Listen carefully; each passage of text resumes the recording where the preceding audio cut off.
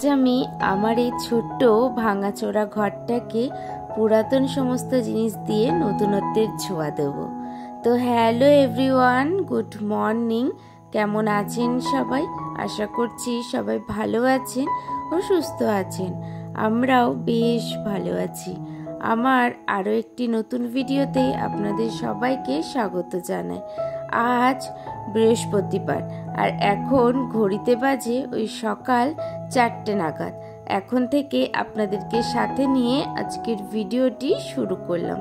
এই যে ঘুম থেকে উঠেছি, ওঠার পরে কিন্তু সবার প্রথমে বিছনা থেকেই ঠাকুর প্রণাম করে নিয়েছি। প্রত্যেকটা দিন যদি ঠাকুর প্রণাম করে নামা যায় বিছানা থেকে, তাহলে কিন্তু সারা দিনটাই বেশ ভালোই কাটে, এটা কিন্তু আমি মনে করি। ঘুম থেকে উঠেই সবার প্রথমে যদি ঠাকুরের মুখ দেখে ওঠা যায়, তাহলে কিন্তু মনের থেকেও একটা শান্তি পাওয়া যায়। এই যে তারপরে ফ্রেশ হয়ে নিয়েছি, ফ্রেশ হয়ে কিন্তু জামাটাও ছেড়ে নিয়েছি, নাইটি পরে এরপরে লাগলাম হচ্ছে যে ঘরের কাজে। সংসারের সমস্ত কাজগুলো প্রথম থেকেই শুরু করে নিলাম। কাজ শুরু করতে করতে তখন কিন্তু 4:30 নাগাদ বেজেই গেছিল। এই যে সবার প্রথমে বাবার রুমটা আর আমার রুমটা ঝাড় দিয়ে বারান্দাটাতে চলে এসেছি। এই ছোট্ট বারান্দাতে গ্রিল যেহেতু আছে, সেই জন্য কিন্তু ওই সাইডের ময়লাগুলো এই সাইডে আর আনা যায় না, সেটাকে একটা সাইড রেখে ওই ময়লাগুলো তুলে ফেলে দিতে হয়। এদিকে তখনও দিদিরা ঘুমাচ্ছে। এরই মধ্যে বারান্দাটা ঝাড় দিয়ে কিন্তু গেট খুলতে চলে এসেছি। সবার প্রথমে জানেন তো, আমাদের এই গেটটা খোলা হয় না। আগে ওই দিকের গেটগুলো খুলে ঘরটা ঝাড় দিয়ে এসে একেবারে এই গেটগুলো খুলে নিই। এই যে দেখুন, আকাশে কিন্তু বেশ সুন্দর আলোও ফুটে গেছে। এরপরে বাইরেরটা ঝেড়ে নিচ্ছি। আর আজকে জানেন তো, ঝাড় দিতে খুব একটা ভয় লাগেনি। এই যে আকাশের আলো তো ফুটেই গেছে, আর এখনও আশেপাশের খুব একটা কেউ ঘুম থেকেও ওঠেনি। তো তারপরেও কিন্তু নিজের কাজগুলো আমি তাড়াতাড়ি শেষ করে নিচ্ছি, কারণ আজকে প্রচুর কাজ আছে। আগের দিন থেকেই ভেবে রেখেছিলাম আজকে কি কি কাজ করব। এই যে ঘর ঝাড় দেওয়া, উঠোন সমস্ত কিছু ঝাড় দিয়ে ঘরে চলে এসেছি। ঘরে এসে হচ্ছে গোরদুয়ারে কিন্তু জল দিয়ে দিলাম। এই জলটা দেওয়ার পরে তখন ঘড়িতে বাজে ওই 5টা নাগাদ। বেশিক্ষণ লাগেও নি কাজগুলো করতে। কিন্তু এরপরে ভাবছিলাম যে কি করব, এত সকাল থেকে তো এই কাজ করা যাবে না, ঘর ছাড়া যাবে না। তো সেই কারণে ওই যে কিছুটা সময় 1 ঘন্টার মতন আমি কিন্তু আগের দিনের ভিডিওটা আমি এডিট করে নিয়েছি। তো এই যে এডিটও আমার কমপ্লিট শেষ। তারপরে তাতানকে কি করেছি, ওর বম্মার ঘরে ঘুম পাড়িয়ে দিয়ে এসেছি। এরই ফাঁকে আমি কি করব, সমস্ত কাজগুলো শুরু করে নেব। এই যে সবার প্রথমে কিন্তু এই পুরনো শোকেসটা দিয়ে শুরু করলাম কাজগুলো। আগের দিন রাত্রেবেলায় ভেবে রেখেছিলাম আজকে সমস্ত ঘর দোর কিন্তু ঝাড়বো। আজ যেহেতু আবার বৃহস্পতিবার, আর তার মধ্যে আবার একাদশী পড়েছে। তো একাদশী যেহেতু রান্নাবান্নার তো চাপটা নেই, তো ওই কারণে কিন্তু ঘর ঝাড়ার জন্য আমি আজকে দিনটাকে ঠিক করলাম। কিন্তু যেহেতু বৃহস্পতিবার, ওপরের তো ঝুল ঝাড়তে পারবো না, শুধু নিচেরগুলোই কিন্তু ঝেড়ে মুছে পরিষ্কার করে নেব। এই যে সবার প্রথমে যে আলনাটা ধরেছি, আলনার থেকে সমস্ত জামা প্যান্টগুলো কিন্তু নামিয়ে রেখেছি।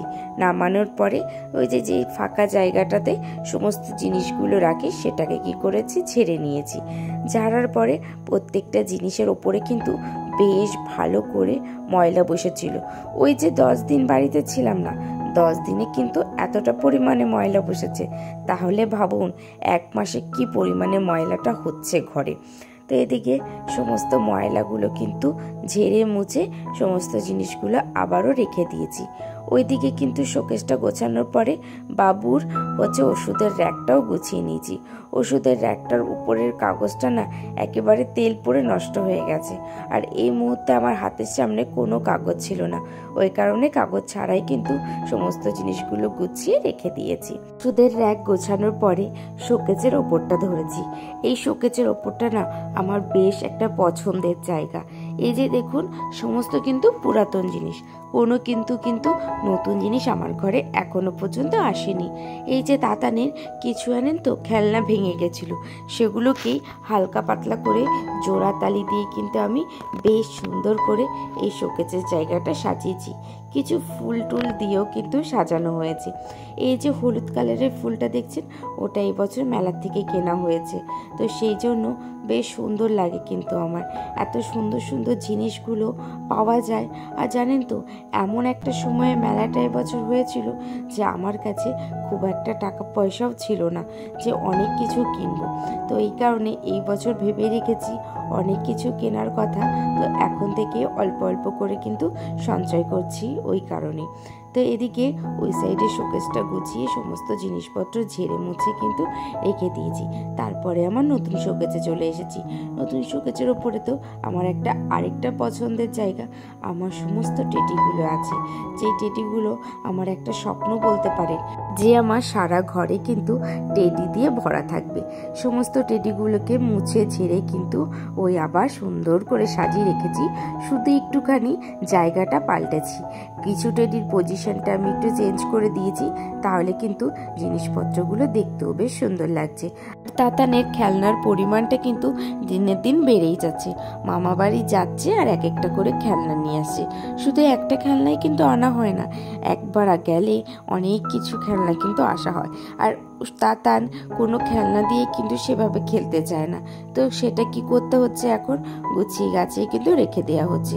ঘরটা এতটা পরিমাণে ছোট যে নতুনত্ব কোনো জিনিস ঢোকাবো সেটাও কিন্তু ঢোকাতে পারছি না। ওই কারণে সমস্ত জিনিসগুলো ওই একটা জায়গার মধ্যে কিন্তু একটু ম্যানেজ করে রাখতে হচ্ছে। দেখুন, আমার কিন্তু আপনাদের সাথে কথা বলতে বলতে শোকেসের ওপরটাও গোছানো হয়ে গেছে। তারপরে এই যে কাজগুলো আমি গুছিয়ে নিচ্ছি। ওপরের প্রত্যেকটা কাছে কিন্তু আমার টেডি রাখা হয়েছে। আমার খুব একটা পছন্দের একটা টেডি রাখা হয়েছে, সেটা দেখলেনই তো, ওই পিঙ্ক কালারের যে ডলটা। তো ওটা আমার খুবই একটা পছন্দের টেডি, সেটাও আমি সুন্দর করে সাজিয়ে গুছিয়ে রেখেছি। তো তারপরে দ্বিতীয় থাকটাও কিন্তু গোছানো হয়ে গেছে। সবার শেষে কিন্তু 3 নম্বর থাকটা গুছিয়ে নিচ্ছি। এই জায়গাটাতে কিন্তু সমস্ত শোপিসগুলো রেখেছি।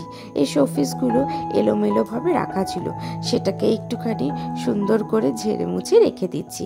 আর বাড়ি ঘর পরিষ্কার পরিচ্ছন্ন রাখতে কিন্তু বেশ সুন্দর লাগে। ওই এলোমেলো বা নোংরা হয়ে থাকলে কিন্তু একদমই ভালো লাগে না। আর পরিষ্কার পরিচ্ছন্ন জিনিসপত্র কিন্তু দেখতেও সুন্দরই লাগে, তাই না? এই যে দেখছেন, এই যে বড় একটা ট্রলি, এই ট্রলিটাকে নিয়ে না আমার প্রচণ্ড পরিমাণে সমস্যা।